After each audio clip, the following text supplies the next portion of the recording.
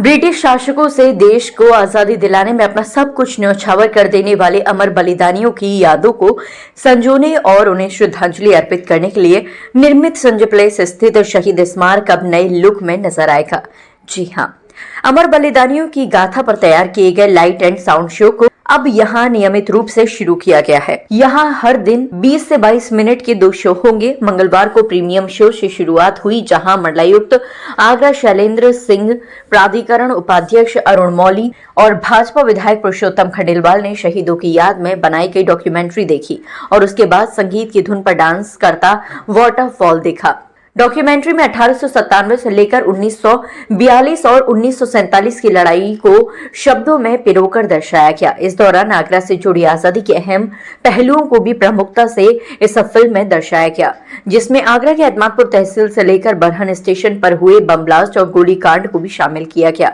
तो शहरी क्षेत्र में 12 भाई गली, मोती कटरा, नूरी दरवाजा और हांडी कांड भी शामिल किए गए, जिसमें आगरा के कई स्वतंत्रता सेनानियों ने हिस्सा लिया, जिसमें सेठ अचल सिंह, कृष्णदत्त पालीवाल सहित तमाम लोगों के आजादी में योगदान को याद किया गया।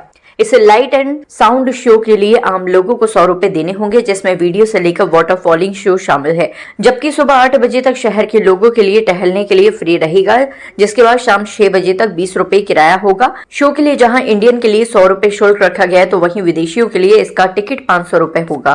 देखिए, जो शहीद स्मारक पार्क है, जिससे जो हमारे तमाम स्वतंत्रता संग्राम सेनानी हैं उनसे जुड़ा है, स्वतंत्रता आंदोलन का हमारा पूरा अभियान कहीं न कहीं इस स्थान से जुड़ा हुआ है, क्योंकि कभी यहाँ सेंट्रल जेल हुआ करती थी, बाद में इसको डेवलप किया गया। तो इस स्थल का हमारे जो इतिहास है उससे इसका जुड़ाव है और आज हम लोग बहुत ही अच्छा महसूस हो रहा है कि जैसा यहाँ के लोग बता रहे हैं कि एक जलाव घर के रूप में डेवलप हो गया था, लेकिन आज यहाँ इस स्थल को पूरे बेहतर ढंग से डेवलप किया गया है। न केवल लाइट एंड साउंड हो, बल्कि नीचे पार्किंग की व्यवस्था दी गई है।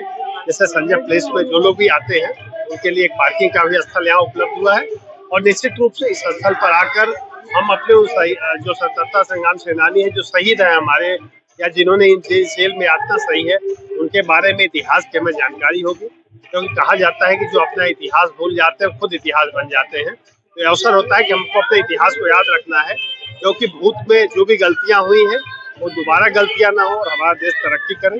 इसके लिए जरूरी है कि हम अपने इतिहास को याद रखें और उस दिशा में एक बेहतर कदम है और इसके लिए मैं प्राधिकरण को, उनकी पूरी टीम को बहुत बहुत बधाई देता हूँ। शहर के बीचों बीच है, हाट कहा जाता है शहर का, पब्लिक को अट्रैक्ट कर पाएगा। निश्चित रूप से देखिए, जैसा हमने बताया कि यहाँ डलाव घर के रूप में डेवलप हो गया था और आज आप देख रहे हैं कि एक पिकनिक स्पॉट के रूप में इसको डेवलप किया जा रहा है और इसके लिए हम लोग इस तरह से योजना बनाएंगे कि आगे भी ये अनवरत चलता रहे। इसके लिए हम लोग आगे इसकी प्लानिंग कर रहे हैं और निश्चित रूप से इसको हम लोग इस रूप में मेंटेन रखेंगे। आज शहीद स्मारक पार्क का शुरुआत है लाइट एंड साउंड शो का। सुबह 8 बजे से 2 बजे तक टिकटिंग लगता है, नॉर्मल टिकटिंग है 20 रुपए का। उसके बाद लाइट एंड साउंड शो के लिए 6 बजे से लाइट एंड साउंड खत्म तक इंडियंस का 100 रुपया और बाहरी फॉरेनर्स के लिए 500 रुपया। अगर मान लीजिए तोप से पूरी स्कूल के बच्चों के अगर आ रहे हैं, स्कूल आईडी दिखा रहे हैं, उन लोगों का 50% छूट भी देंगे एंड बल्क बुकिंग के भी हम लोग छूट देंगे। कितने शोज यहाँ हुआ करेंगे? 2 से 3 शो हुआ करते हैं। अभी पूरा हिंदी में होगी, 3 महीने अगर अच्छा चल रहा है तो फिर इंग्लिश में भी हम अगर डिमांड के हिसाब से इंग्लिश में ऐड करेंगे। मैं जब पहली बार विधायक बना था, ये तो मेरा दूसरा टर्म है, तो मैं इस स्थान पर जब आया था तो यहाँ पर 4-4 फुट की झाड़ियां थी, यहाँ आना मुश्किल था, जब गंदगी का साम्राज्य था। और विकास प्राधिकरण ने बहुत मेहनत की है, बहुत अच्छा प्रयास किया है।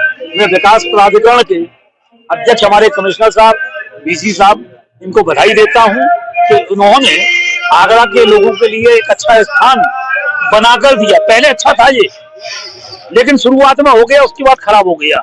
आपको भी मालूम हो, आप भी शहर के हैं, जिस जगह बैठे हुए हैं ये नशेबाजों का अड्डा था और आज देखिए कितना रमणीक स्थल बना है।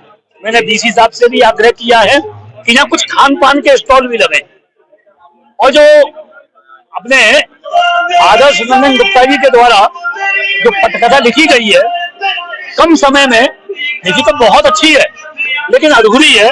इसको अभी और पूरा करने की आवश्यकता है, क्योंकि आगरा में भी शहीदों की संख्या बहुत बड़ी है, कम लिखी है। लेकिन जितनी लिखी है बहुत अच्छी लिखी है, लेकिन इसको और बढ़ाने की आवश्यकता है और आगरा के लोग इससे जुड़े। और मेरा सबसे बड़ा जो आग्रह है, मिडिल क्लास और लोअर मिडिल क्लास के लोगों को ध्यान में रखकर सारे काम किए जाएं। सस्ते दामों पर कुछ खान पान के स्टॉल लगे।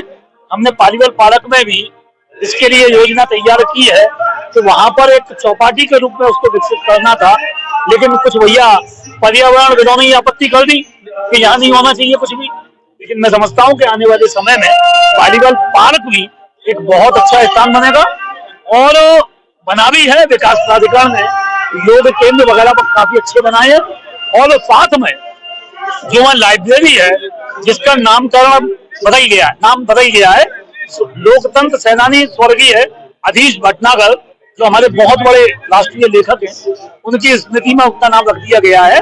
माननीय मुख्यमंत्री जी भी उस पर अपनी सहमति दे चुके हैं और उन्होंने उस योजनाओं का शिलान्यास भी किया है। और हमारी कोशिश है कि वह जो पुस्तकालय है, मैं भी उसका पाठक रहा हूँ, वो एक राष्ट्रीय स्तर पर एक शानदार पुस्तकालय के रूप में विकसित हो, ये हमारे प्रयास है। आगरा में तीसरा हमारी विधानसभा क्षेत्र में एक नगर वन डेवलप हो रहा है बूढ़ी के नगला पर, वो भी एक विश्व स्तरीय स्थान होगा। और हमने माननीय मुख्यमंत्री जी से मांग की है, सैद्धांतिक रूप से उन्होंने सहमति दे दी है।